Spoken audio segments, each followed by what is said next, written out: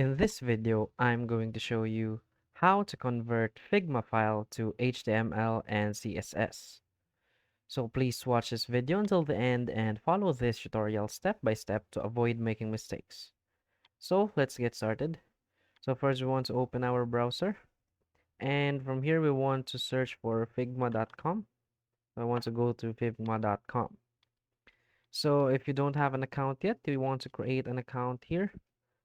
And from here, you can see all of your projects. So I created a new project here just to show you a tutorial on how to convert to HTML and CSS. So for example, let's select this file. So from here, we can see that this is my project and I want to convert this to HTML or CSS.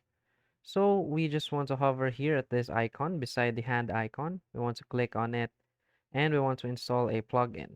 So we want to select a plugins and search for Figment. And you can see this figment.so. We want to run this plugin. So after we run the plugin, we can see this pop-up box. So from here, we want to log into our account on figment.so. And after we logged into our account, we can easily convert our project to an HTML and CSS files.